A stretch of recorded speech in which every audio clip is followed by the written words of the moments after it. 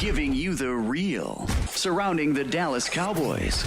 News, updates, rumors, transactions, takes, and more. So strap up, Cowboys Nation, and start your day off with your host, Skywalker Steele.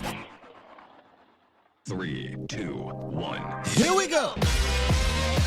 Hip, hip.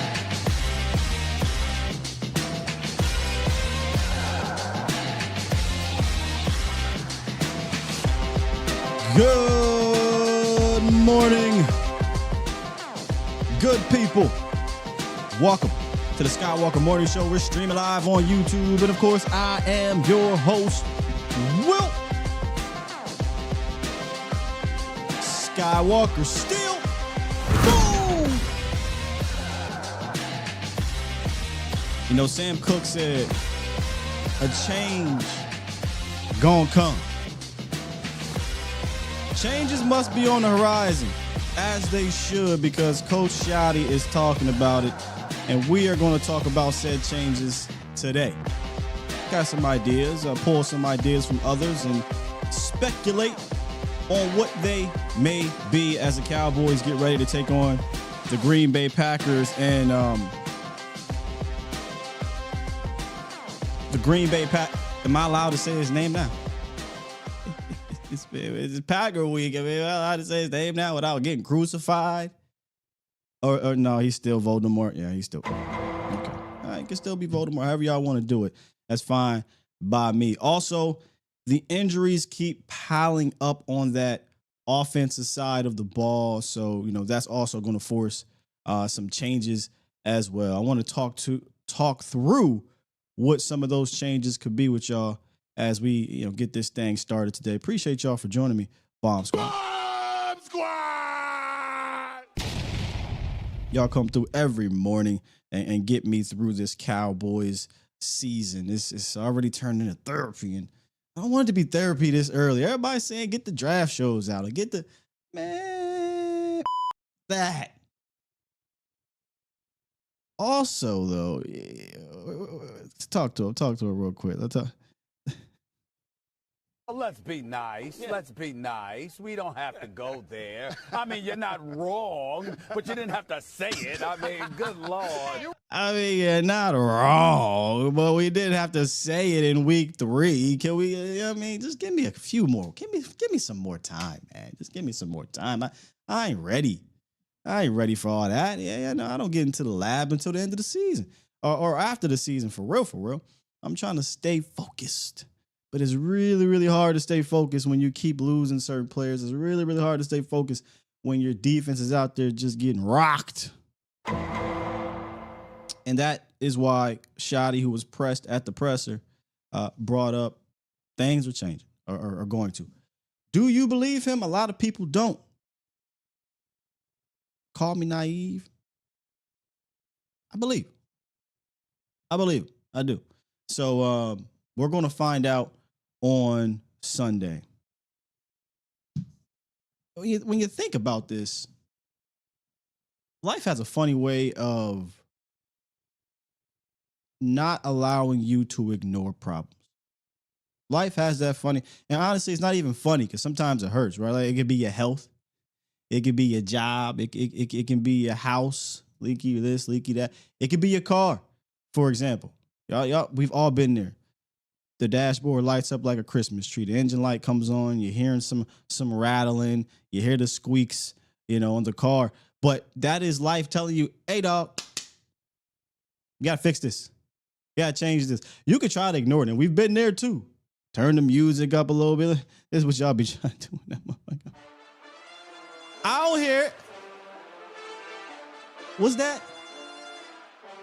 This will get me straight to work. I'm cool. No. Turn that music down. Take that damn car to the shop, or you're going to end up being stranded on the side of the road, or you're going to end up having a bigger bill to pay later down the line because you're not fixing the problems. And that's where we're at with the Cowboys. They need to take this thing to the shop. That doesn't mean it's. Sometimes you go to the shop and the mechanics get you, right? Sometimes you go to the shop and it's not all good, but it gets you to the next day, right?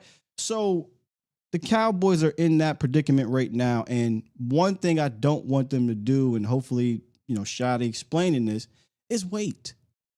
There's no need. What more do you need to see to say that things need to be different? We need to make changes on that side of the ball because this has not been good enough, or as he states, which he says it's not the standard. I would love to know what the Cowboys defensive standard is because we ain't really had that kind of defense. I couldn't even tell you, man. Have we had high turnover defenses? Have we had exciting, high octane, fun defenses? Sure. No doubt about it. Have we had one of them ones? Man, it's been a while. I don't recall. So I don't know what to say. Like, for instance, you look over there in Baltimore, they're not playing to what Baltimore defensive standard is. There's a defensive standard in Pittsburgh. There's a defensive standard in Kansas City that, from depending on the game, they may not be playing. Trying to think of the Bucks. Even under this head coach, Bowles, there's a defensive standard he has set since he's been there. I mean, not just as a head coach, as a defensive coordinator. What's our defensive standard? What's our defensive standard? You know what I mean? But I get the message. I don't want to ignore the message. It has to be better. It must be better. We will be. I don't know if we will, but you get the point. All right, let's get to this roundup real quick. Touch on the details of the injuries and coming out of that. I got a small bone to pick.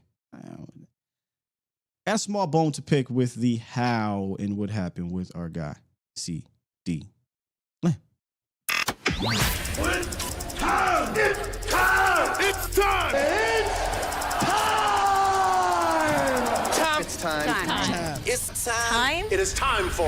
It's time for the morning roundup. Round 'em up, boys. Let me talk to you. Cowboys Nation. So, as we are all aware, the Cowboys are now going to be without starting right guard, rookie sensation, Tyler Booker. Damn. That's a hurt piece, man. Tyler Booker suffered a high ankle sprain that seems to be worse than CD Lamb on Sunday because it is being talked about him going to IR, right? So this sucks for a multitude of different reasons, but let me just talk for Tyler Booker as opposed to the Cowboys on a personal basis for Tyler. You could see it, man. Each week, this big fella here was showcasing his talents. He was showcasing, why they went out and got him, and was having, I think, a really good start to his rookie year. You saw that strength. I do think you saw some of the good stuff in pass. But now look, again, he had a welcome to the NFL rookie moment. Okay, no doubt about it. That's why I said on the show the other day, which by the way, appreciate y'all for allowing me to. It's Monday, emotional Mondays. But that's why I said, hey, let's go grade the 65 and not the 3, or the 63 and not the 3. Him along with the rest of the offensive line from a run blocking standpoint was just really good, man. Really physical. There was some misses, but for the most part, this thing. I wish we didn't lose Cooper Beebe. I wish we didn't lose Tyler Booker, because I do think this thing would have really been humming moving forward. But I do think it's in a good place because, once again, Connor Riley, Clayton Adams. I do really believe in those guys, even with these injuries. From a run game standpoint, there's still some, inconsistencies offensively with the pass blocking, but I don't think enough to deter you from still being able to score some points, and we'll talk about that a little bit later.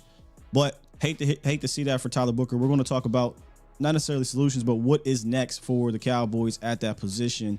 I know right off the bat, there's a specific name that's just kind of being penciled in. I don't know. I don't necessarily think it should be, but we'll get to that. CD Lamb, we again are aware. He suffered that high ankle sprain, tried to go back in, came out. Again, conflicting reports, by the way, for both of these guys. You hear anywhere between 3 to 6 weeks for Tyler Booker, but they are really discussing IR.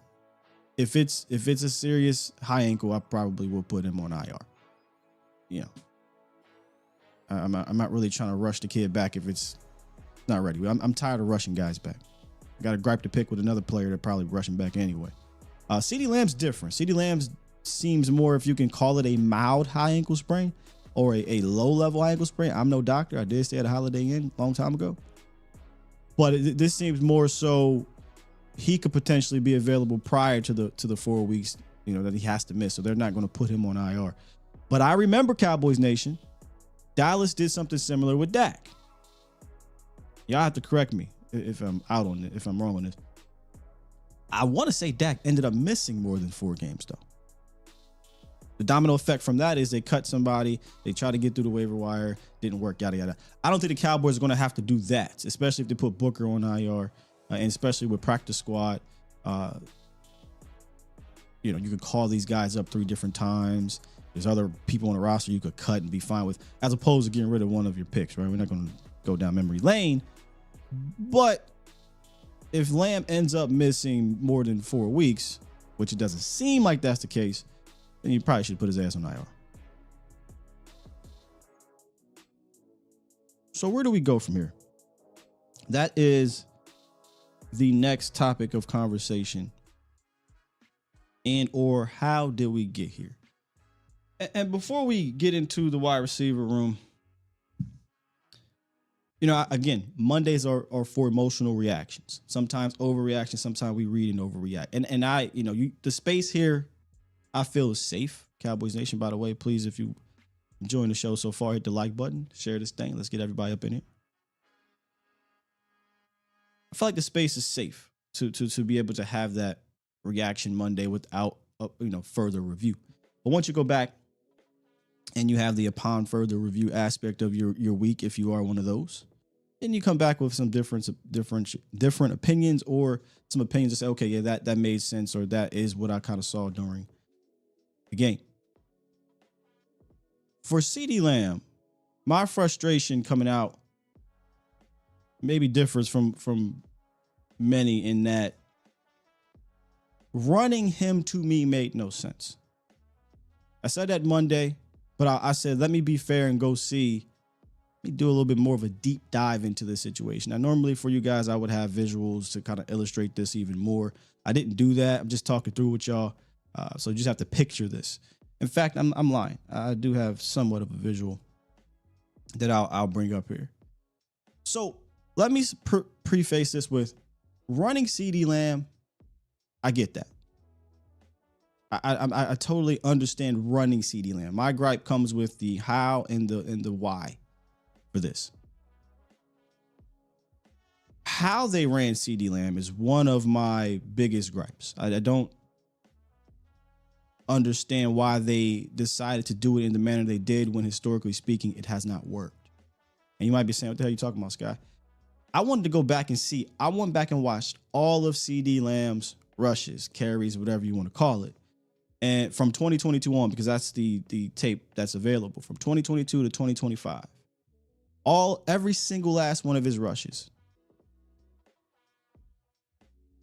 Most, if not all, except one, from what I observed, of his positive plays, positive gains, have come via the reverse, via the trick play, via the jet sweep, or via the get him out in space toss type situation where he's being a space guy. He's not trying to play between the tackles. Not a lot of reps doing it the other way, which is a direct handoff, whether that be from under center or whether that be out of shotgun. Not a whole lot, but enough, in my opinion, to look at the film. I think it's somewhere roughly around 6 attempts that he has had now, running the rock from direct handoffs. He has 1 positive play. He's averaging something like 3 yards per carry from that specific style of running for CeeDee Lamb. 1 positive play. And even, and if you go look at Let me see. I should have it in here. Apologies. Because I want to show, I mean, I'm not going to pause it, but there's a play in here where you can really see that's not what he's built for. It's just Detroit Lions play here. He's just a running back sticks his foot in the ground and gets downhill for a 4 or 5 yard gain or what have you. That's not necessarily CD's game. You know, they're trying to get CD in space and things like that. But if you look at these plays here, CD Lamb taking handoffs like this has not historically worked for the Cowboys. So my gripe, it's not about running CD Lamb. My gripe is, do you not have this available to you to understand that the juice is not worth the squeeze? His longest rush out of this was 9 yards. Everything else was about 1 yard, 2 yards, -2 yards, -1 yards, no gain. That's where this is at. So for me, why risk that? It's not, the juice is not worth the squeeze. Screw the injury. Screw the injury. The outcome of the plays when you do this is not advantageous to you. No, that's number one. Number two, your actual running back. The series before that ripped off like 30 yards or whatever, right? 33 yards, I think it was. Yes, he got stripped at the end. That's a big no-no, whatever. But you weren't going to bench him for that. You're going to continue to play him as you did. So if this was a situation where your offense is not rolling, where your run game has not been good, either A, in that game or over the season, I would understand that. Your run game has been phenomenal with the running backs. Javonte Williams has been really good. I didn't see the need to do this in a 7-0 game in the second possession of the first quarter. That's a change up, right? That's a, man, we got nothing going right now. We need to find some answers, find a way to manufacture touches for CeeDee Lamb. You didn't have to manufacture that touch. So there's been this kind of discourse online about the outcome of the CeeDee Lamb thing. I wanted to kind of turn the conversation to, I know it's hard to say ignore the injury, but I want to be fair. No one's calling a play to get a guy hurt. And on the other side of that, you can say, yeah, well, you're putting him at risk. That is true. But I just want to focus on the football sense of it, not the injury part, just the football sense. There's nothing in the past that showed me that that is worth it. Am I making sense to y'all? It's not worth it. So they were pressed about it, and both Shotty and Jerry, and as they should, they're not going to come out and say, oh, we regret it. No, you don't say that.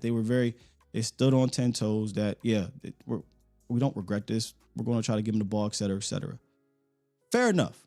Fair enough. All I say is, now that you have another repetition of him getting the ball in this manner, you should be able to go back and look at numbers. You should be able to go back and look at film and say, you know what? Maybe that's not the best way to get CeeDee Lamb going, because it doesn't work. And to keep it a bean, in that time period, and again, I'm not advocating to stop running CeeDee Lamb. This is more so in how you do it. Jet sweeps, trick plays, tosses. But to keep it a bean, in that same time period, CeeDee Lamb's longest run is 24 yards. So it's not like he's ripping off, you know? He's averaging 6 yards a pop. Don't get me wrong. That's amazing. I think he's averaging like 6'8" over his career when he runs the ball. Question. You want CeeDee Lamb at 6'8", or you want CeeDee Lamb at 14, 15, 16 yards a pop with a reception and potentially taking it to the crib? In closing, I understand wanting to do that when your run game is not good. Don't understand it in that situation. And I digress. I only wanted to do that to be fair. From Monday, it was the emotional reaction. This is more of my thoughtful reaction to the situation. More of my thoughtful reaction. So let me get some of y'all opinions here on this before we get to next man up, the next part of our segment of the show. Well, you know, Special Cat, I know you're kidding, but I don't think they ran a single screen, tight end screen, brother. I just, I get what you're saying. I could be wrong on a single, but I get what you're saying. Run more screens to CD, sure. I mean, I would give him the ball in that manner too. Yes, my bad, y'all. Phone lines are open today. We'll take a couple calls. I was trying to keep this show at a decent length as opposed to, excuse me, let me get that out of here. My bad if the music was sounding weird. I was trying to keep this thing at a decent length as opposed to a 3-hour show. But yeah, you can call in 351-999-3787. Here we go. Hey, Big A said, I ain't got nothing to say, man. But I feel you, Special K. He said, I'm joking, but that was the point. Yeah, get him the ball in that manner. Tony said jet sweeps, reverses. Javante was putting in, yeah, he's putting dudes in the dirt. Running CD there made no sense. I agree. Again, try to eliminate the injury part. Look at the outcome of the play and look at the outcome of those specific plays. It's just, it doesn't work. Shout out to Raj. He said, I've been pretty indifferent about CD halfback handoffs, but I don't think we need both CD and Turpin taking them. I'd rather see it being Turpin, if anyone. Yeah, and my point last night on the collective was you don't want to see anybody injured. But the last person you want to see injured in that room is that guy. Because what he is able to do for your offense, or should I say this, in dictating to the defense, opens up everything else for you. So I'm not saying you're putting other players at risk. I just don't think the juice is worth the squeeze. And if it had been Turpin, yes, he does different aspects, but you still have your guy. You still have Pickens. You still can do legitimate pass concept things with CD Lamb and Pickens in there. So CD Lamb's not in there. Neither is Tyler Booker. So I know the cliche is next man up. I'm not saying next man up, just getting everything's okay. Replacing CD Lamb is going to be difficult and probably not possible in that sense, but you have to find a way, right? So technically there is a next man up. Who is that next man up? I got thoughts, Cowboys Nation. I got thoughts. Let's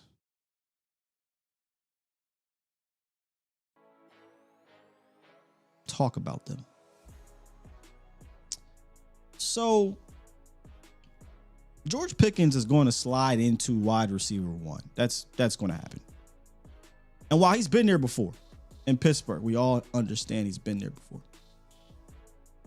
What he's going to be asked to do here is going to be different in how he replaces CD Lamb. Again, this goes back to what I just said. And what Lamb is able to do for you offensively is completely different than the guys you have in the room.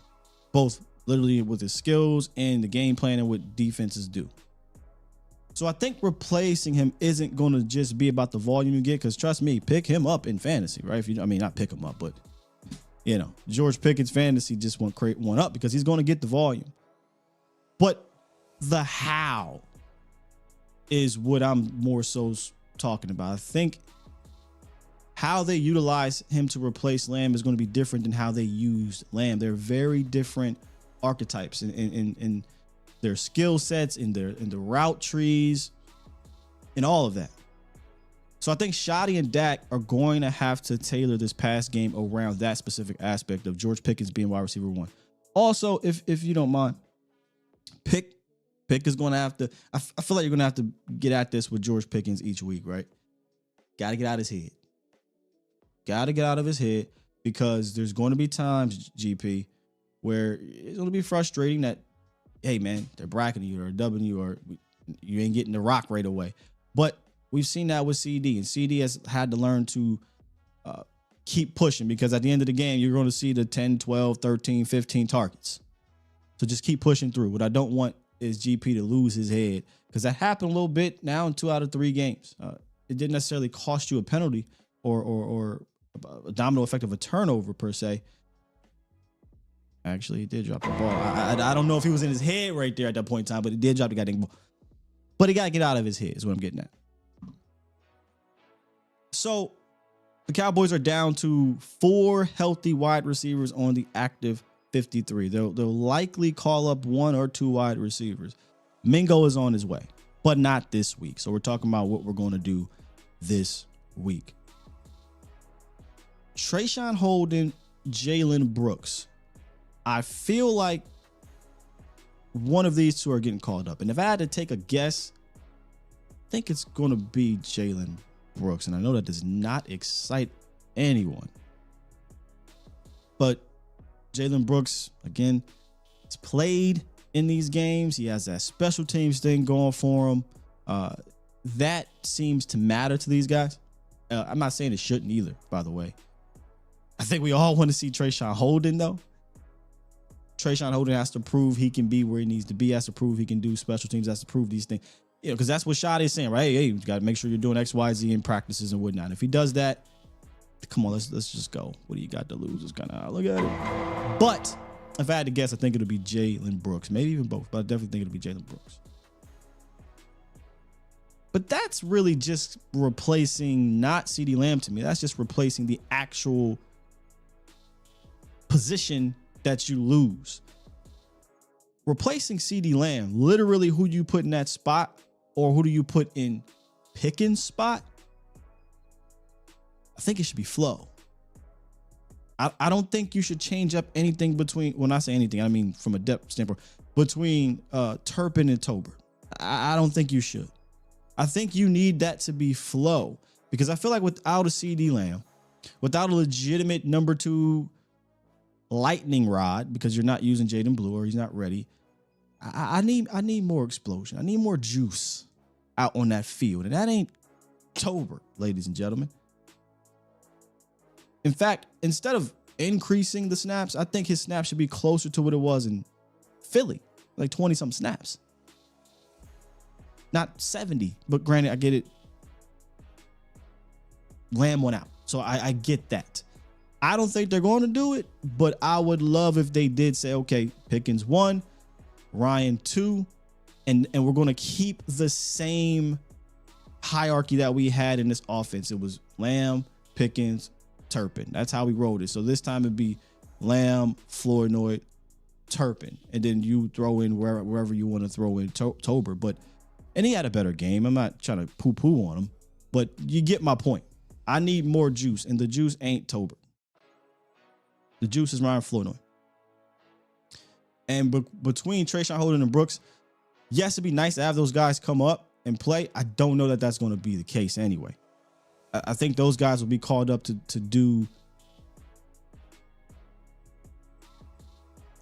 I think they will be called up to do special teams things. And if you were to get into a situation where you got to go 5 wide, you got to throw the ball over the park because you got to keep up, then yeah, I mean, then they'll get out there. But at the end of the day, I do think this is going to be George Pickens, Turpin, Flournoy, and Tolbert as your 4 receivers that will play actual snaps. Maybe they go Brooks, but I think those will be your 4 guys this week. I'm not going to say moving forward, though. We're going to get to Shotty a little bit later. But he did mention, or somebody asked about Jonathan Mingo. I'm just reading.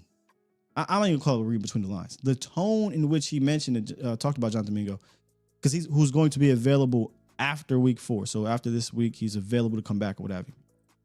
It sounded like it might be more than just 4 weeks. It might be something where it could be 5. Yeah, hopefully not longer, because he said he wants to make sure he's ready to go mentally, because being out that long, you aren't as mentally sharp. So you hope that Mingo is staying ready, because without CeeDee Lamb, you're going to need that body archetype. Now, again, he's not maybe as explosive per se as Ryan Flournoy, but he gives you that athleticism that you will miss. You will miss from a CeeDee Lamb. So you want to get Mingo back out there, but you want to make sure, as Coach said, he's up to snuff, he's up to speed or whatnot. I don't think it'll take him long, no, because he was here. You know, I'm not saying it's the same offense, but he was here. He has some familiarity with the coach, with the system, with the quarterback, etc. So that's where I'm at with it. I'd go Flo at the 2. I wouldn't move up or down in Terp or Tolbert, because Terp's role is fine. Here's the one thing I will say about Turpin. Play him a little more than you played him in the Giant. He got hurt. I can't say that. He got hurt in the Giant game.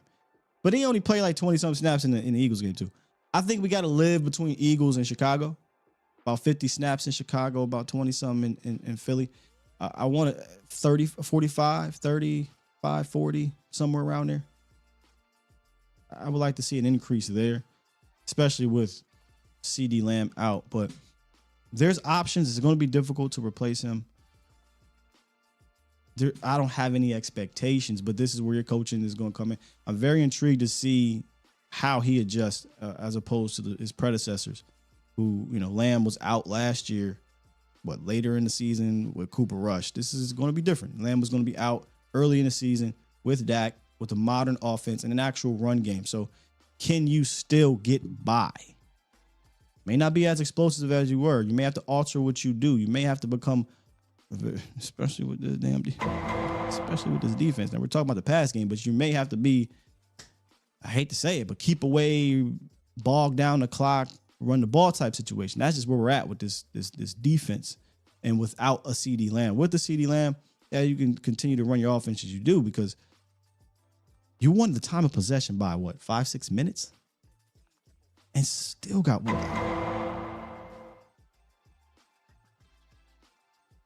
So we can't even be like, oh, man, just hold the rock for 35, 40 minutes. Man, they held the rock for that long. They still got. Think about this for a second.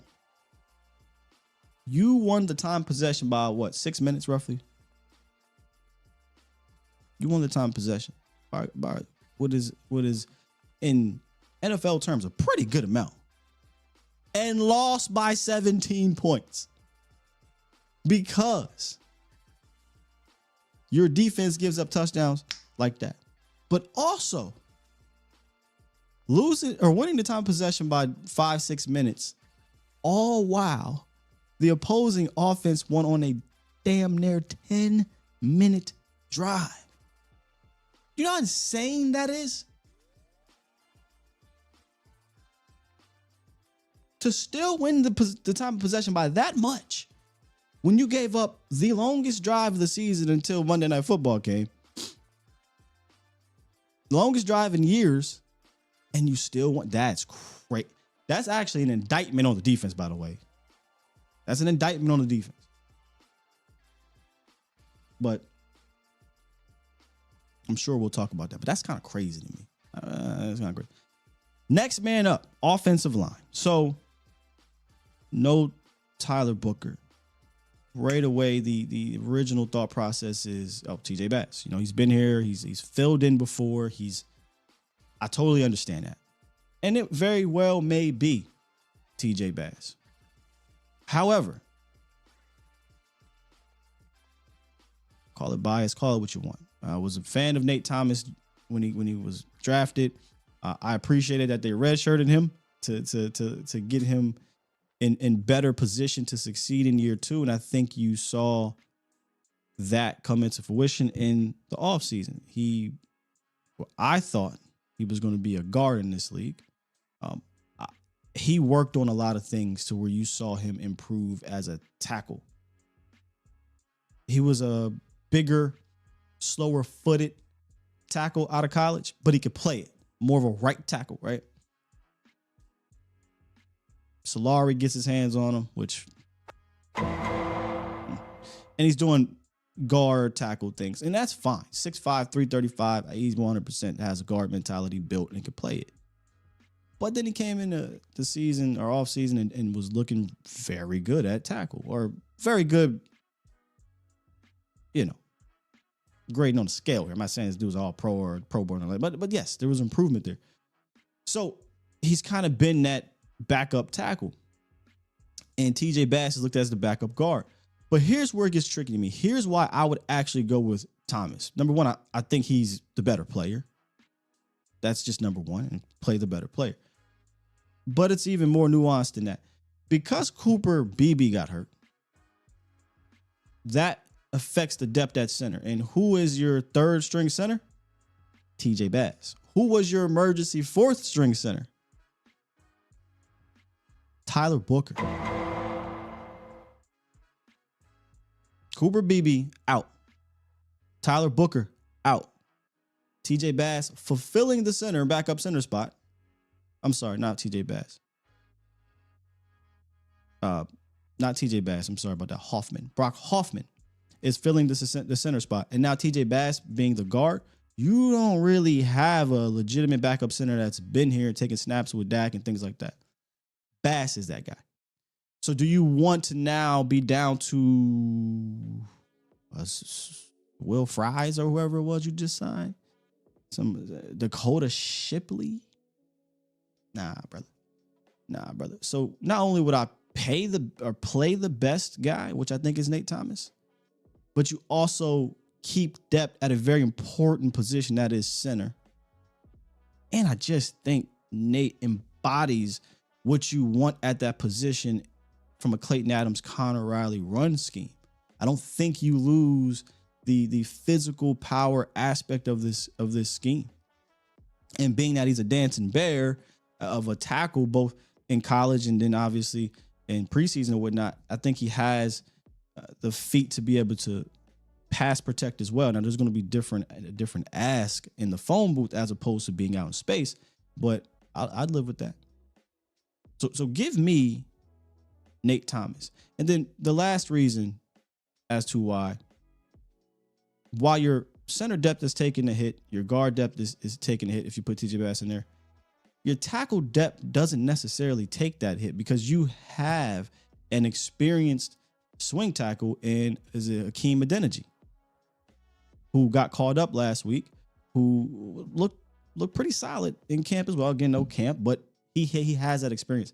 He actually has experience playing a couple different positions, but he has the tackle experience. So I would keep my depth at center, put the better player at guard, and also keep depth at tackle. I know the conversation was to replace, Terrence with Nate, which is a possibility, sure. But now without Booker, I don't know if you want to do that because now we're replacing all three positions. You're going to go Hoffman, Bass, Thomas in a matter of a week. That's a huge wholesale change. Madden, cool, but real life football stuff, that is not just everything is good to go. The conversation now gets a little bit more tricky because I would play the better player at guard out of the two in Nate and TJ and go with Adeniji as my swing. So, you're putting a weird bind because I wonder if they would have made a change in that sense. They're forced to make the change now, but at a different position, not tackle, but guard. So here we are. So that's the next man up segment, Cowboys Nation, talking us through this whole thing. Again, we're just literally talking who the next man up is to replace him. This isn't me saying, what, boy, we about to go in there and just whoop ass with TJ Bass. Not saying that, or Florida or whatever. What I'm saying is these are the guys that are going to be called upon. They have to step up. It just is what it is. And at this point for me, I'm just looking at the development of these guys. Like my lens has changed. I want to see some good snaps from the young bucks. I want to see some good snaps, whether it be Thomas or Bass or Flournoy or whoever Holden, whoever they put in there, Brooks. Just want to see some good snaps and we'll just take this thing play by play, series by series, game by game.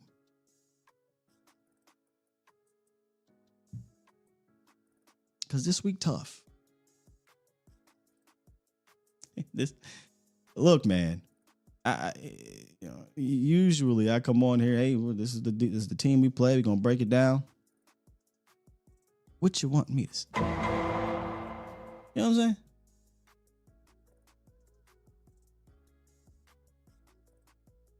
No Lamb, no BB, no Booker. That defense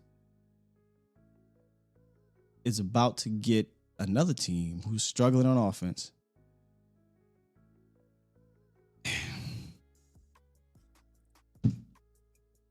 And there's aspects of your offense that are struggling that they are very strong in. I mean, what do you want me to do here? Okay? If they somehow won this game, boy, forget a cookout. Am I wrong for saying drop the confetti, bro? I'm just playing. I'm half playing. Obviously, beating the Packers is not the Super Bowl or nothing. But I bet you, I know one person who thinks this is a Super Bowl. He ain't gonna say it publicly. There was one game on this damn schedule. That man wants to win. It's this one. Jerry Jones? Oh yeah. He don't give a damn about the rest of these games. This one though, wouldn't be shocking if hitting up Roger Goodell, talking to the Zebras. He gonna do whatever he got to do. Hey dog, I feel you, man. I ain't ready to tank just yet. Sorry. Well, I'm gonna say 50. Run it 50, Ace Boogie. 50 times. Because I ain't finna drop back against that rush with that. But that's a whole different discussion.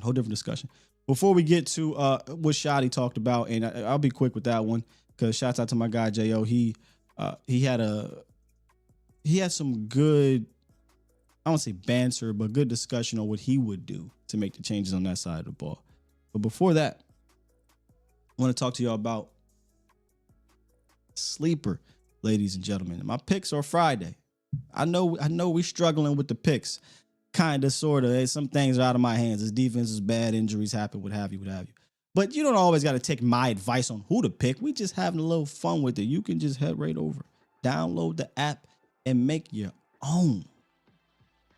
You know football, you know sports, use that. It ain't got to just be the NFL. It could be MLB, WNBA's popping off right now in the playoffs. All you got to do is pick 2 players. It could be your favorite players. It can be, who you've been studying up on and you just think they're going to hit, because you want to turn that knowledge into bread. Sleeper is the ultimate fantasy sports app that can turn that game day knowledge into a pay day. Download the app, use the promo code STEELE, STEELE, and you will get up to $100 match on your first deposit. Again, that's STEELE, STEELE. Shouts out to Sleeper.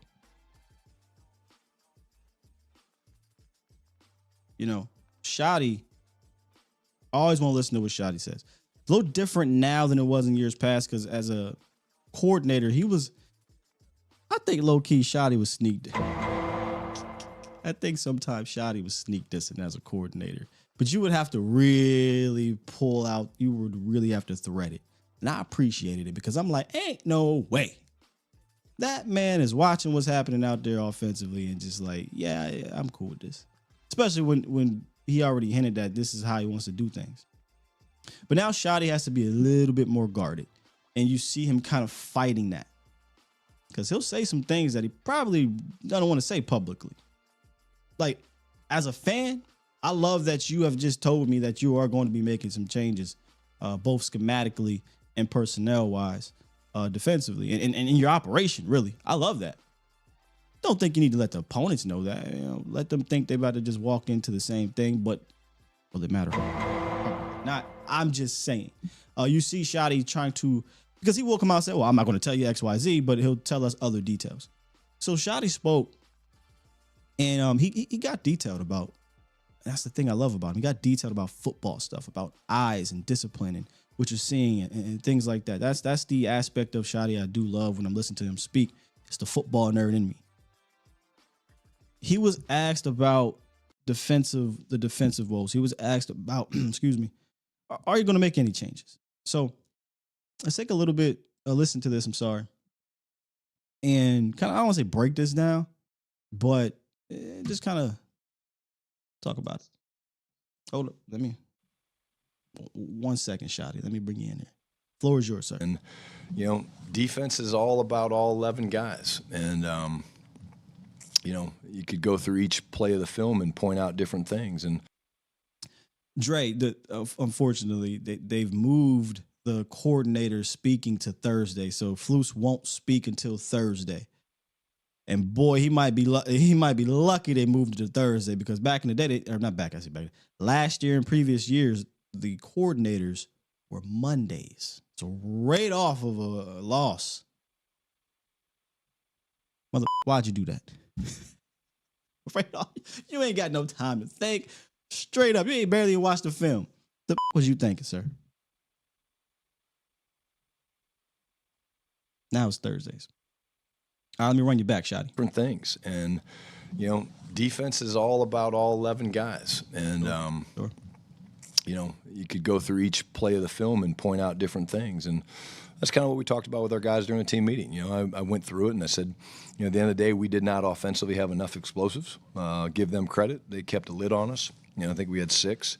And then we gave up 6 explosives for like 215 yards. And we're not giving up, you know, the league clarifies them as 12-yard runs are explosives and 16-yard passes are explosives. We're not giving up 16, 17, 18-yard explosives. We're giving up 35 and 40 and 45. And, you know, at the end of the day, that's not good enough, man. And Bro, so we're not giving up the little 10-yarders, the little 12-yard. They dunking on your asses. I showed you the numbers. 13 plays with 20-plus yards in 2 games. That is absurd. That is absurd. Anyway, Shotty. so had good meetings. We've talked through things. We're changing up things. Let me say this, Miss Cowboys, about the shot plays. That's not true. That's not true. They attempted multiple shot plays in this game. But as he illustrated here, the lid was on. The lid was on. Especially once CeeDee Lamb was gone,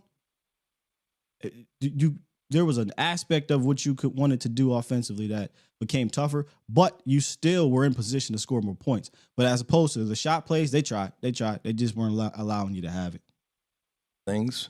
Not going to get into what those things are. Say that again, Shot. And so had good meetings. We've talked through things. We're changing up things. Not going to get into what those things are. See, this is the funny part with Shotty, where you can tell he's fighting himself. I'm not going to tell you what those things are. You're not, Shotty? All right, let me just let you keep talking. To improve it and make it better from the way we meet, from the way we're game planning, all that stuff. But yeah, but you are going to tell us what they are. You're going to tell us a little more too. you know, the players are not the only ones that have to be better. Hold on, Shotty. I'll give you one of these. Not that. Ready for that yet, Shotty. You're right. You're absolutely right. And no, Miss Cowboy, you're looking at the result. You're not looking at the film. You're looking at the result of the shot. They actually took 2 to Turpin, by the way. The actual play design, they drew up shots. They didn't get thrown there. That you have to look at the actual film and see that there is max protect. We're sending 2 out deep. There is play action. We're sending a deep over and a not. That's what I mean by they drew up shots. They didn't necessarily throw it, because why the hell would you do that if it's not there? It was very evident. I think Tom Brady pointed it out in one of the earlier in the game. They wanted to go deep to Turpin. It was not there. I think this was after CeeDee Lamb went down and he threw it to Ferg. And I don't even think Ferg was expecting it, but he caught it. And I think it was Tom Brady who was like, if that had been CeeDee Lamb, I wonder if he just throws it up and just lets him try to go for the ball. So that's what I'm watching. You're saying you've been watching a lot of film, but then you're not, no offense, I don't know if you know what you're watching then. Because there was drawn up multiple shots in that game. He just couldn't do it. You can see it. Dak is trying to go deep. Then he doesn't. So it's there. It's there on film to see. Again, the standard is not the standard, and therefore we will make changes. And I would love to know what the standard is there in Dallas. I would love to know, because I don't think they have a defensive standard. But anyway. It is not the standard, and therefore we will make changes. And some will be schemes. Some might even be personnel. We'll see. I'm not going to tell you what it is, but Shotty went on ahead and told us what it is. It's how they're meeting, how they're doing things, personnel, scheme. It's a lot of changes. Hope it works. But we expect to play better against a really good opponent coming in here Sunday night. I hope so. I think you're letting your frustrations miss it completely, Miss Cowboy. And that's fine. I get it. You know, people are upset or what have you. I think you're missing the point completely. No one is saying 14 points is acceptable versus the Bears. I'm just literally speaking on you saying there was no shots drawn up. They drew them up. That's all. I don't mean to derail the show with that. My bad, y'all. But you know, this happens a lot. So it's going to be changes. We've been discussing potential changes for a while. Personally, since week 1 for me. I was not all in on the week 1 result of the second half. It felt like an anomaly to me for a bunch of different reasons. So I was like, hey man, let's go get some help. Let's go some this XYZ. And they went out and got Jadeveon Clowney eventually in the middle of the game, allegedly. So Jadeveon Clowney would be here. But John Oney, shouts out to my guy. I thought he put together one of the better ones in regards to, hey, this is what I would do. Now, you're not going to do all of this, maybe any of it. But I liked it. Let's take a look at what J.O. said here for his changes. First one would be no Sam, more Jadeveon Clowney. I don't know if he means like take him out completely, but Jadeveon Clowney in for Sam Williams. Clowney finna take somebody's snaps, and I agree. This is the guy I would. You can argue Fowler too, but I get what they're saying here. More of the same archetype. Yes, all day down with this one. Clowney should help you. He's not gonna be a savior, but he should help a little bit here. Kyer Elam, take him out, put Deron Bland in. I think what he probably could have done here says keep Reddy Stewart at nickel, because that's where Deron was playing. So in this, and now instead of it being like it was week 1, Kyer Elam, Deron Bland in the slot, Diggs on the outside, it'll be Deron Bland, Diggs, and Reddy Stewart in the slot. I like that one too. Clark, Sanborn, or Murray, any of the three will do. Put in Leofau and activate Shamar James, because why not with the way the linebackers have played? Agree. Kind of alluded to this yesterday. You just haven't had consistent good play from the position. More so in space and in the pass game, obviously. Run defense has been pretty damn solid, which is, again, I thought when they talked about scheming up pressure, I'm like, I think they got this backwards. I think they're going to scheme up run defense. And then you ask some good players up front, they're going to be better against the run, because that's usually what this scheme requires and does. But what about the pass? Hasn't been good there. And it hasn't been as consistent for 4 quarters either against the run. I will say this, again, emotional Mondays. I thought they really just ran down the field with Swift and Monungai, I believe is how you say his name, on that 19-play drive. I went back and watched that 19-play drive and did the numbers. You know, they had the big play, the first play of the game, or first play of the drive, 11-yard rush. After that, their running backs on those 11 straight runs, they averaged 2.8 yards per carry on just running plays. The plays that killed you on that drive were Caleb's arm and Caleb's legs. And then you had, I believe it was a jet sweep to Luther Burden for a first down. But the actual just running the ball, they kind of clamped it up a little bit. And clamped it up to the point, actually, where you got a 4th and 4. And in fact, you got a 3rd and long. It turned into a 4th and 4. And we all know what happened after that. You get a wide open player in the back. But neither here nor there. What do you got to lose?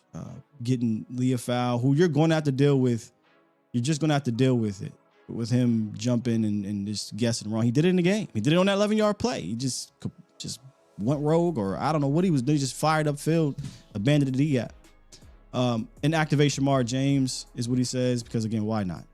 Let's see what you got in Young Bucks and just deal with it. This is the biggest one to me, though. Donovan Wilson, he said, if Eberflus insists on keeping his safeties interchangeable, put Nye Thomas for Donovan Wilson. I mean, we've been kind of talking about this for a while here. It really is pretty damn stubborn of Eberflus to just see what happened in week 2 and go right back out there, and immediately you see Donovan Wilson back deep covering. Stop it. Let's just end this thing. And I don't even know if Nye Thomas is the answer, right? I know Nye Thomas, and I got to push back on my brother Foots when he said, you know, Wanye with 3 different coordinators they haven't played. That's actually wrong. Donovan Wilson. Dan Quinn played Wanye a significant amount. I want to say roughly 200 snaps in 2023. And that's where everybody got a chance to see, oh, man, there's something to this kid. And then they brought in Zimmer, and Zimmer doesn't run 3. Right? He just does not run 3 safeties. He's going to run his 2. And if it's 2 are starting, they start. And then obviously 2025, same thing. They don't play a lot of 3 safeties. So I push back on there. I do think there was a guy who utilized Nye Thomas And he was pretty damn good at doing it. So, in my opinion, what do you have to lose? Especially when you continue to play, what the hell? There we go. You continue to play coverage with these safeties. And then what I really like is these last three. Those are personnel changes. Blitz rate, they're at 18.6. You'd like to see that go up between a 27 and 30% range, 100%. You gotta be careful how I say this here so I don't. Let's just say the people that worked in that building, one of his advices would be, they talked about manufacturing pressure. He said, well, damn it, they need to blitz some more. We do. And you got to be a little disguising in it sometimes too, or just simulate the pressure. This is the part that I miss about Zim. Sim pressure rate is at 9%. You'd like to see that go up to 15 to 20% range. Simulated pressures work, ladies and gentlemen. They work on the good quarterbacks. They damn sure work on the young quarterbacks. I'm not even kidding here. How many times have we seen simulated pressures? I think week one, early second half, we saw them sugar the A gaps, and it's funny because I kept looking over the lead like, oh, they're not blitzing. They're not gonna blitz, because when they did blitz, it was those two times it was disguisey per se with the slot corner or with the cornerbacks. But when they sugar the A gaps, I'm like, oh, they're not blitzing. But that still was a simulated pressure, and it works for the most part. I would like to see a little bit more of that. It doesn't have to always be the A gaps. It can be multiple different looks. And then he says, play more cover 1 and 2 man, less cover 2 and 4. I know that sounds like, oh, wait, they got cooked in man. That is true. But what he's saying is more in the cover 2 man aspect, you're manned up, but you have help over top. But you're manned up. Less cover 2, everybody dropping it. And then the problem with the cover 2 and the cover 4 in the way they're playing it, it may not look like they're trying to do all these disguises, but they do have their safeties kind of rotating or their corners too. You see the corners playing back, so far, and then the safeties, I do like an inverted cover 4 look. Sometimes an inverted cover 3 look, where your corners are now the safeties immediately off the line of scrimmage, and you got a safety or probably safety in regards to Booker hanging around the flat area, but he's not quite in the flat area. And then you got the linebackers hanging around the hook area, but he's not quite maybe this is what they mean by simplifying, as opposed to you're basically just confusing your own guys.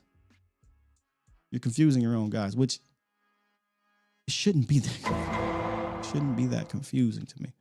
So I do like some of those ideas there. We don't know what the personnel changes will be. We don't know what the scheme changes will be, but I do know they need to make some type of change. And I don't think asking for that after week 2 was an overreaction because of how historically bad that was. But 2 weeks in a row, yeah, you can't sell the fan base on we doing the same thing. So I don't expect Flus to talk tomorrow and give us anything, but I'd appreciate if they pressed him on it a little bit. I'd appreciate it. Appreciate y'all for jumping up in here. We got some callers on the line. This is perfect. We got 3 calls. We're going to get them 3 calls, and then we're going to rock out. But before that, look, man, because of you guys, lots of different sponsors want to be a part of the show. And, once we get to the Pulse of the Nation, that today is sponsored by one of our new sponsors. Again, Brunt Workwear. Have you guys ever heard of Brunt? Shout out to Brunt, man. They said, look, we gonna send you some stuff. Now, y'all know me. I'm up here in PA. Y'all know I like to rock, Timbos. And these are work boots, by the way. These are for the people that are out there, doing the tough, hard work. So I said, look, these aren't boots for me in the sense of the work I do, but I want to see how they feel. Boy, these things is comfortable as hell. Now, I'm not out here building roads. I'm not out here building train tracks. But if I was, I'd be choosing these Brunt Workwear boots because they're not sacrificing your comfort for durability. They feel good. They last long. You don't have to, work them in. I do know something that you have to do break in. Your feet won't be sore. They're comfortable right out the box. I can guarantee that.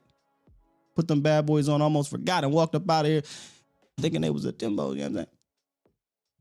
But they're not just comfortable. They are built to perform. If you need waterproof, safety toe, soft toe, pull on, lace up, they've got all the options that you can handle. And they stand by what they make. If you don't like it, they have a what you would call a refund guarantee per se. If you don't like them, send them back. You get your bread back or you get a new pair of the Brunt Workwear boots.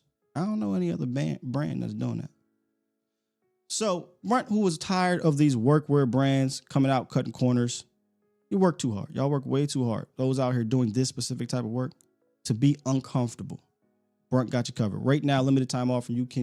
Our listeners can get $10 off at Brunt when you use the code STEEL, STEELE at checkout. Just head to bruntworkwear.com. Use the code STEEL, STEELE at checkout.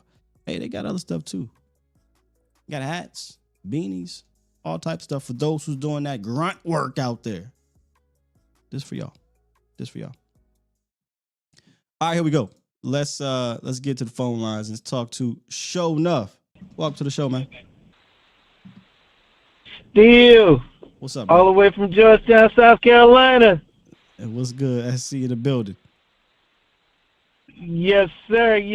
Sure enough, man, I want to talk about the CD Lamb thing and just the coaching in general. First of all, that's CD Lamb.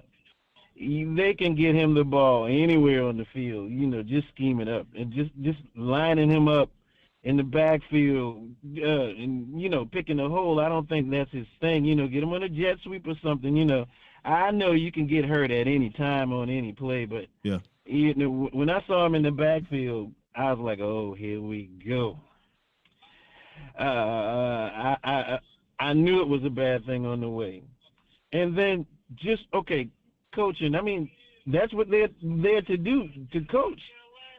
And, you see something not going right. I mean, you're supposed to be making adjustments. I just don't understand the coaching. And, you were talking about just being stubborn. I think that's a real thing. Just we're going to do it our way or else. I don't think that's a good thing. What happens to in-game adjustments or in-game adjustments over again? Yeah. Talk about this, I think was you publicly or maybe privately, but you're talking about Flus. I'd imagine. I don't think Flus has a counter. I think Flus, he's not a multiple style defensive coordinator. He's not an exotic defensive coordinator. So I don't know that he has a second punch. I don't know that he has a counter punch. So when we talk about making adjustments, and again, I know this sounds very elementary, like, oh, yeah, you're supposed to make adjustments. You are technically supposed to make these adjustments. And I'm not saying he doesn't, but I don't see it. That makes sense.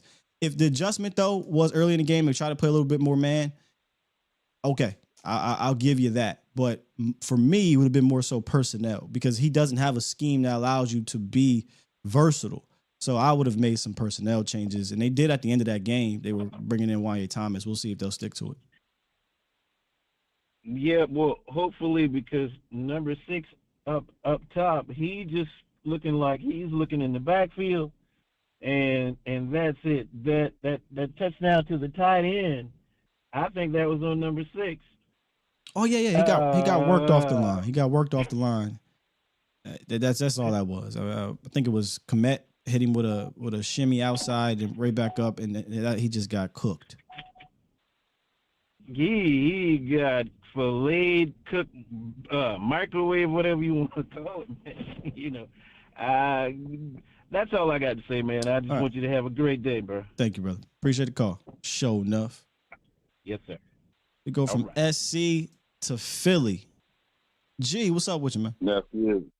Nephew, how's it going, my man? All right, how are you? Good. Congratulations to your new sponsor. I heard about them boots. I don't own a pair. I got the, I won't say, but we Definitely. rock the Timbs and Philly. Appreciate But that. I got Yeah. another pair that I've been wearing for years. But I heard about those, so I'm gonna check them out. Hey man, Give them a play. they're comfortable as hell. I'm not even just saying that because of the sponsor. I told my wife the same thing. I said, look, I don't do a lot of work, and I don't do any work actually. Like with their 4, but shit, I'm back in PA, so when it snow, I might throw these bad boys off. You're supposed to drop a sound on it. I don't do any work. Bam. None of that. You ain't gonna catch me out. But shouts out to those that do it. That's some grunt work right there, man. Y'all are needed in the nation. Yeah. That's a grown man sponsor. Hell yeah. Congratulations. Hell yeah. What's on your mind, OG? Congratulations. Got a couple of questions for you, but I thought it was funny when Shotty said, yeah, just not 10, 15 yards. It was 45, 30. Like, right. We opened up the heavens. We let them have the Messiah. Come get Jesus. I mean, damn, they just opened it up. Balls on them. From the But I heavens. thought that was funny. I did too. 2 quick questions. 3 quick questions. The run blitz on the very first play, number 25. Is that Reddy Stewart? Yes, sir. Yes, sir. I think All Freddie right. Stewart is the guy who looks the most comfortable in this scheme. You need more of those. Okay. And yeah, that was a tone setter. I thought we were on our way, and then bang. But that first run blitz was phenomenal. I thought we were on our way.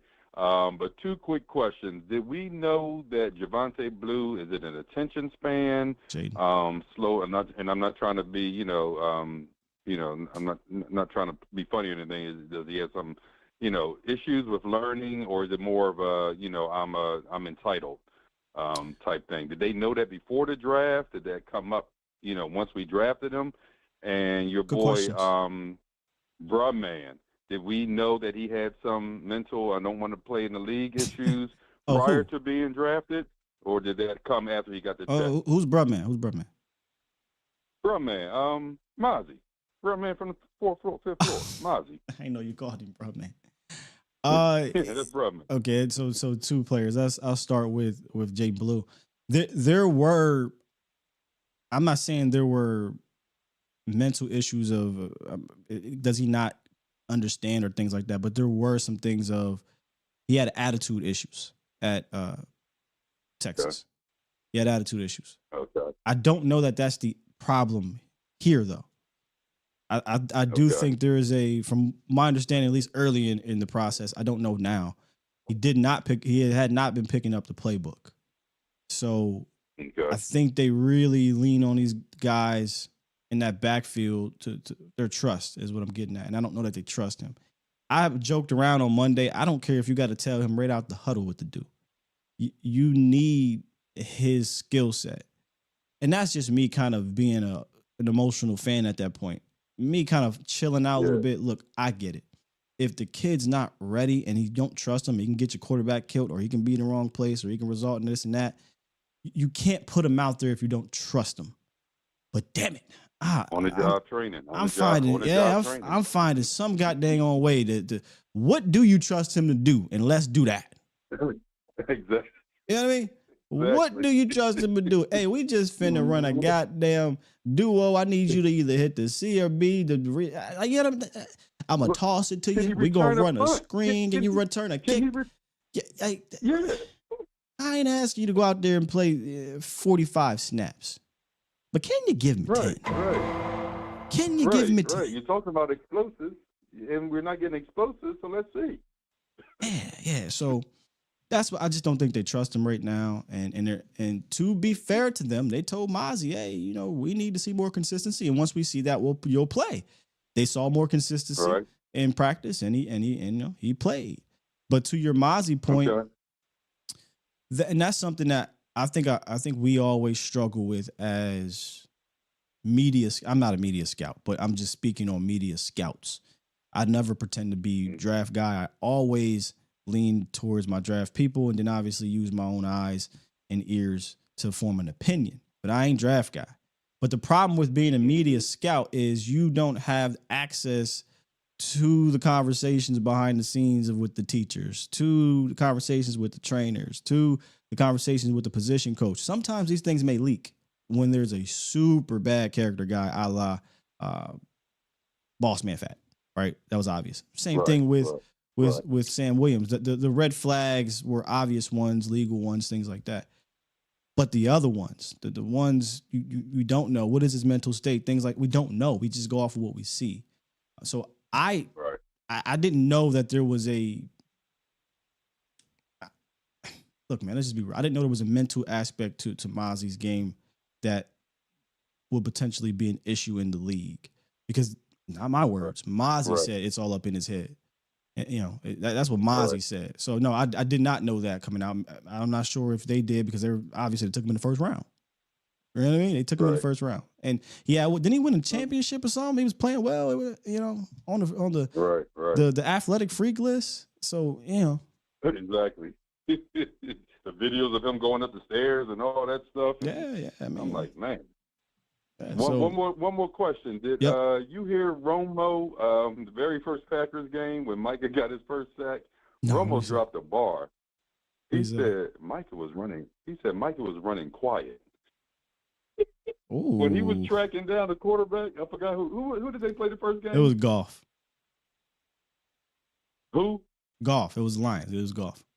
Oh yeah, Goff. And Micah was, tracking him the way Micah does. Romo, when they did the playback, Romo said he was running quiet. Yeah, well, you sneak up on somebody, you don't want them to hear, and you start running on your tippy toes. Well, I was like, damn. That's just bad awareness, brother. That's just bad awareness. But they ain't gonna be quiet about Sunday. They gonna know where he at. They gonna know where he at. All right, man. Keep doing what you're doing. Congratulations again. Hope these sponsors keep coming, and we love what you do, man. Cowboy Nation, keep going. Thank you, man. Appreciate you. All right, see you. We went from SC to Philly, back to the Carolinas with our guy Marco. What's up with you, Marco? What up, Scott? How you doing, brother? I'm good on this beautiful Wednesday. How are you? Man, blessed coming out of Georgia, man. I own my own company. But Scott, I had a question. You made me think when you said this team don't have a plan. Because I thought about Schultz, and then I think about what's our tight end name? Ferguson now. And I said, is Ferguson better than Schultz? And you decided not to pay Schultz. Why do we pay guys what is our plan? Like, do we stick to the plan, or I didn't think they were going to plan? I didn't think they were going to pay him. We did a game, me and 2I, of pay or pass. Or what do you think they're going to do? I said I didn't think they were going to pay him because they just didn't do this. And that's with me. I like Ferg. I just didn't think because of the way the tight end position is in this league. Like, of course you can go get another Ferg. That's no disrespect to him. You can go get one. You ain't have to pay.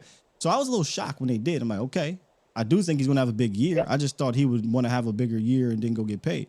But right now he's just being spammed all flats, fried hard, or the seams, and that's it's cool when it comes to production, but yeah, it's not the George Kittle, right? It's not Mark Andrews or whatever like that. But yeah, I didn't think they were going to pay him, brother. I was a little shocked when they did it, but hey, get your money.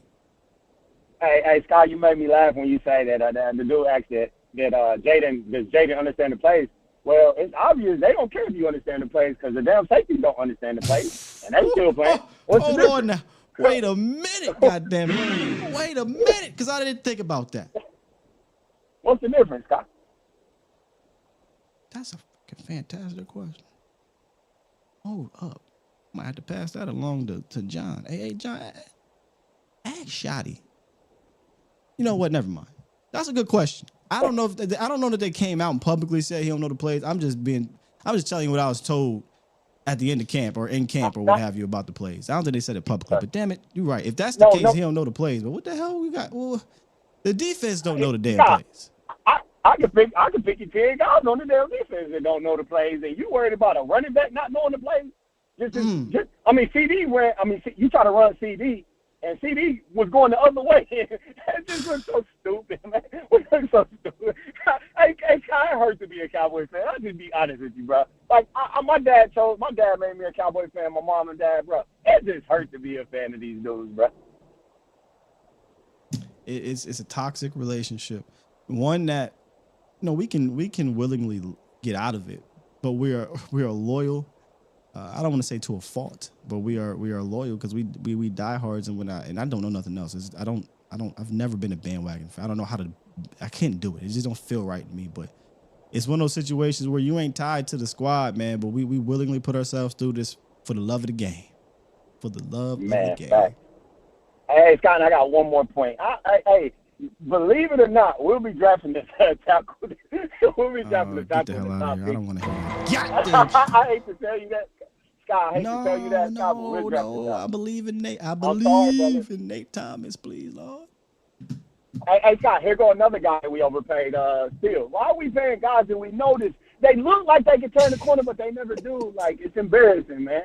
Hey, bro, look, all jokes aside with the whole Cuzzo thing, when Steele got the contract, I was like, oh, damn. All right, and maybe got ahead of this one early and maybe come back from the injury. I was hopeful he would come back from the injury. I think he has come back from the injury, but he's still pass game ain't his thing, right? Pass blocking ain't his thing, brother.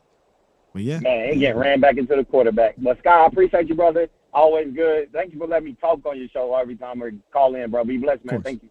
Of course, no problem, man. Appreciate you. All right. Be blessed. I want to look back at the sacks in the game, right?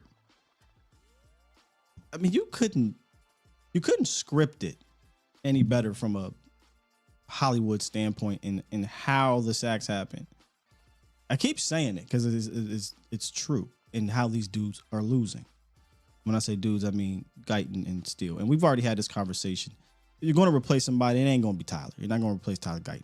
You just got to go through the ups and downs. And by the way, in the run game, he's much more improved. I think this whole entire line has, by the way, but way more improved mentally, physically, all of that. But I went back and looked at both sacks. We know the Olay whiff from the Guyton is technical, but go look at the Steele sack. It's just funny. I'm not trying to be funny, but it's funny. I talk about when these guys lose, they lose in a very particular way. Terrence gets his face mushed in, not literally, but he just can't deal with the power. And then TG is still learning the technical aspect, the tactical aspect. He loses 9 times out of 10 from technique. Go look at the Steele sack, bro, and go look at both of the tackles. They literally lose in the manner that they always lose at. Steele gets pushed back. TG gets missing with the hands and just.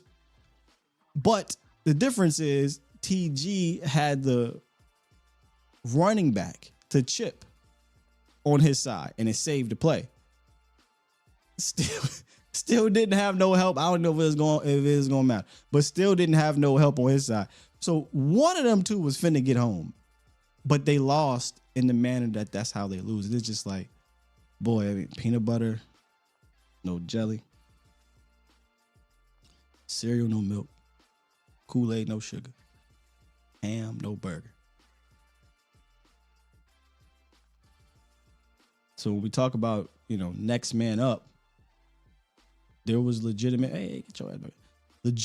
conversations that, Nate would get a look. Not anymore. All right. I mean, well, for me, at least, I would put Nate at guard, but maybe they don't do that. But yeah, I'm just trying to smile through some of the pain, if you will. But I just thought that was funny, is all. Let's get to some of these super chats on the way out here. Appreciate y'all for rocking. Oh gosh, Miss Cowboy, I don't even want to think about it. Steele versus Parsons or Gary. Big dog. Tackles versus Parsons or Gary. Tackles. And you know what's going to be very weird?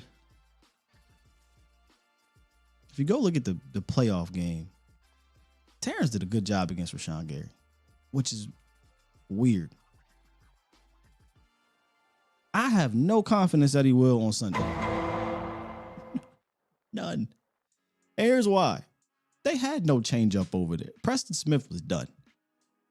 Preston Smith is a groggy, bigger power guy that they didn't use over there on Steele in general, but he's not, this defensive line different. Kenny Clark played in that game too. But this Wyatt, you talk about hitting, they hit. I see now why they say, oh, cool, we'll get rid of Kenny Clark. They get this goddamn demon. Because they had a guy to step in and do the Kenny Clark things. Then they had another kid too. Was it a Georgia kid or somebody drafted or something? I can't remember his name. But now they got Voldemort and Rashawn Gary and they linebackers can rush. And you don't have Cooper Beebe or Tyler Booker. And your tackles is struggling against dynamic rushers. 55 rushes in this game. I'm not playing. You are not equipped without CeeDee Lamb out there. You're not equipped. You better hope the game will get out of hand. Better hope you get the Packers offense you got against the Browns, but the Browns got a real defense, right? Anyway. Oh, Brooks Martin. Y'all want to tell him? Brooks Martin, you probably knew. I say this to a lot of y'all because I can tell who's new here.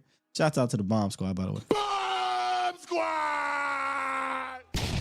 One thing I often tell you guys is I'm learning in doing this and in growing that you get new viewers, and new viewers don't really know all of your opinions on things. But my guy Brown, where you go? Brooks said, Sky, when we gonna smell the green grass and accept the reality that as long as the Joneses are in the front office, we're gonna be the same team forever? Y'all want to tell them? All jokes aside, when'd you arrive, Brooks? When'd you arrive to the channel, big dog? When'd you arrive to the channel, big dog? That'll tell me what I need to know. Man, I've been smelling that green grass. In fact, I've been smoking that green. Bet. I get it now. He came in May. Makes sense. Makes sense, Brooks. So that's why I ain't come at you sideways or nothing. Because I'm like, I bet you just got here. So you just got here. Shouts out to you. Appreciate you. But yeah, man, I've been doing this since 2020 on multiple channels with the company for 4 years in Dallas. I've had these conversations, man. I've almost burst a vein in the frustrations and acceptance of what this front office is, big dog. I've coined the term, and shouts out to Toxic Tom. We always go back and forth. I've coined the term, players have to overcome coaching, and the coaching has to overcome the front office. You have to overcome them. You're not going to win because of them. You're going to win in spite of them. I've won, and sometimes I gotta pop out and remind people. You know what I'm saying?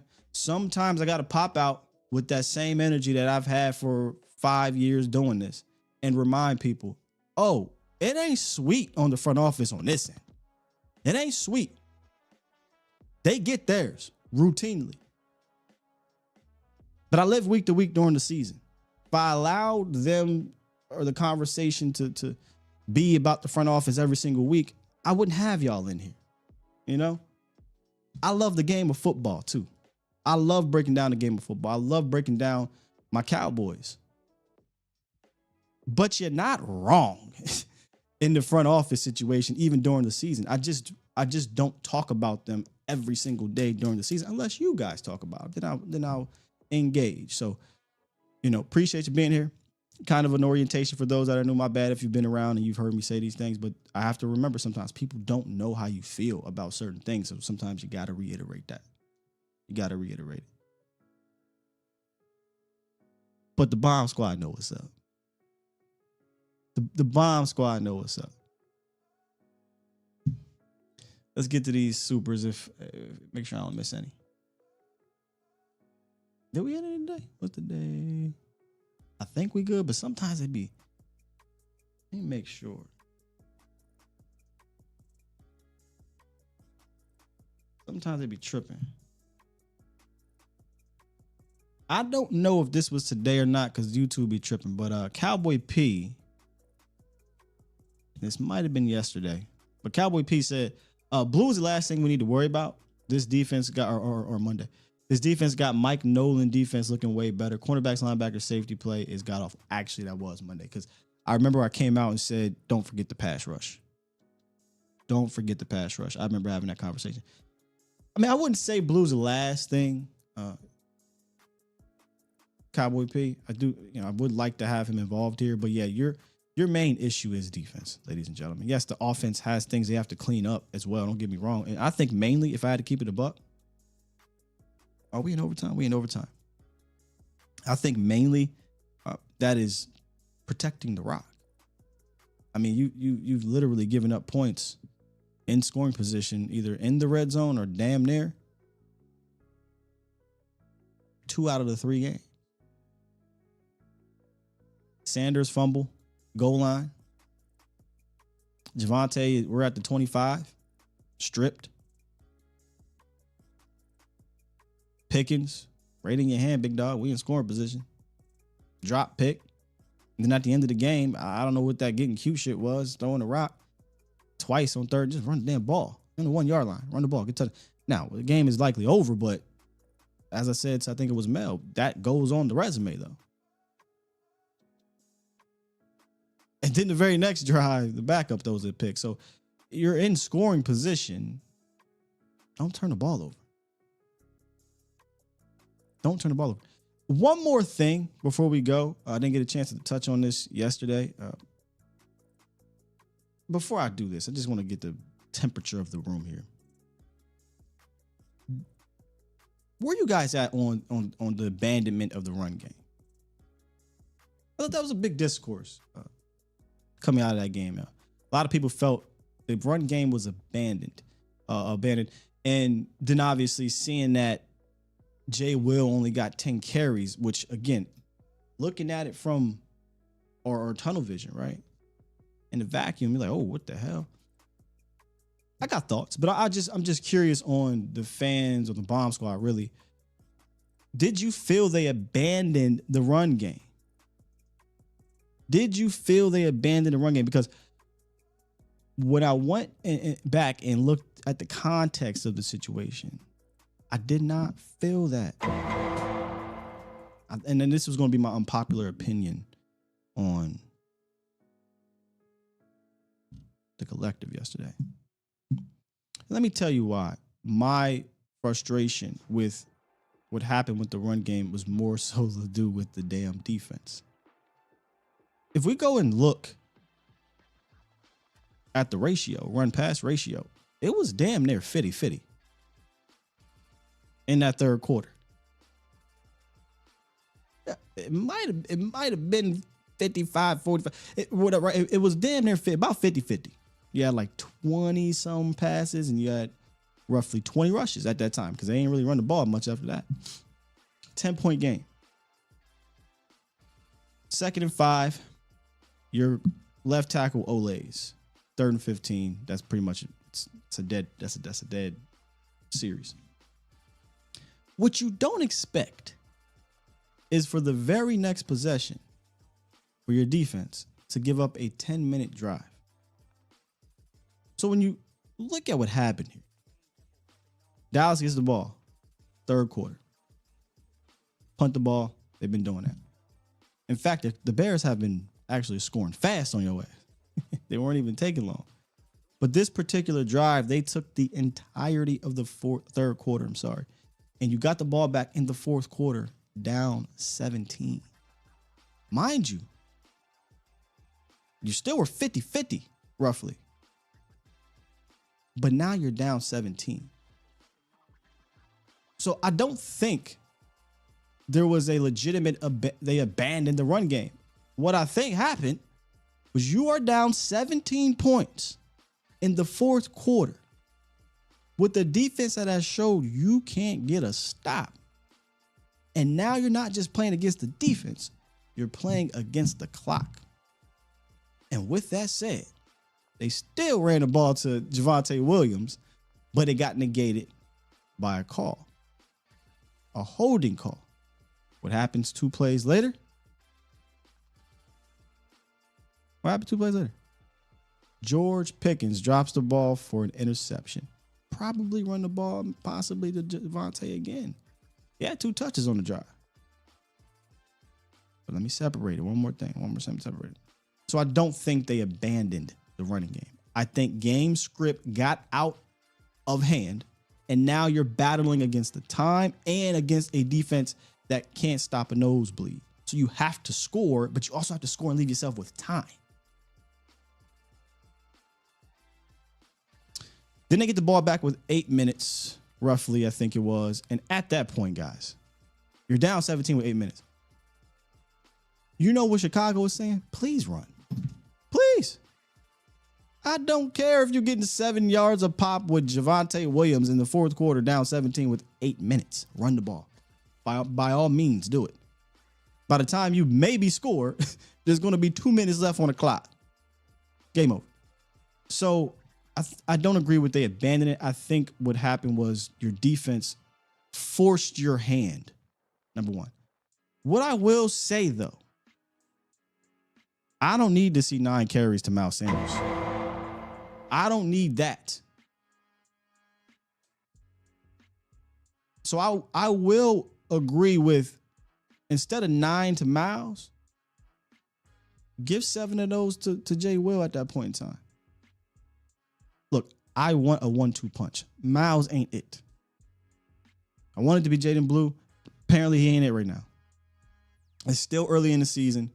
I hope you eventually find that ability to have a 1-2 punch so we're not having to give Jay Will 20, 25 touches a game and you get to the end of the year and we can't produce the same. But in that particular moment, bro, what the f is Miles really giving? I don't need 9 carries for Miles. Give 7 of them things to Javonte Williams. So, again, I can separate the two. I don't think they abandoned the run game. I think they were forced. Their hands was forced. But I do think you could have ran the ball more with Javonte and not Miles. So I wanted to have a conversation with y'all. Didn't get a chance to have it yesterday. And I think that's it, man. Good stuff today. Appreciate y'all for coming through. This was a good one. It felt like a therapy session. Usually this will be the day we're actually looking at the next opponent, breaking down things. But like I said, the Cowboys defense has made life easier for me because I'm not breaking down another. I mean, obviously, I'm going to personally watch the because I'm just obsessed in that way. But we're not. There's no need to do a full crazy break. Your defense is so bad. It does not matter who's on the schedule. It does not matter what they do. You become a get right game until they prove to me. Until they prove to me they can be a respectable defense. I don't care who's the next opponent. Now, offensively, we'll continue to look at things, sure, but defensively, this is one of the most embarrassing, pathetic defenses in the franchise history.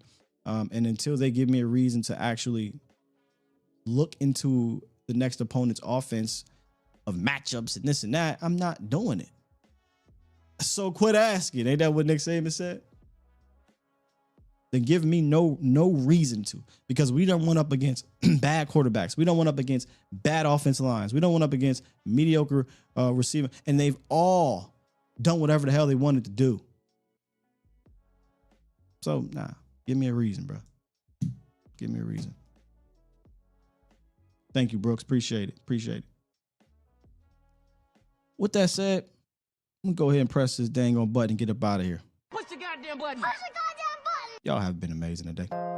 Good discussion. Chat was popping. Good calls. I ain't keep them open that long today. We got you Friday. I think Friday I do want to lean into the nation and hear what y'all got to say. So I might do a mailbag for y'all. Open up the phone lines and we'll just wrap on Friday. Talk a little bit about this Green Bay game as well. All right. Love y'all. Y'all be safe. We out here. Peace.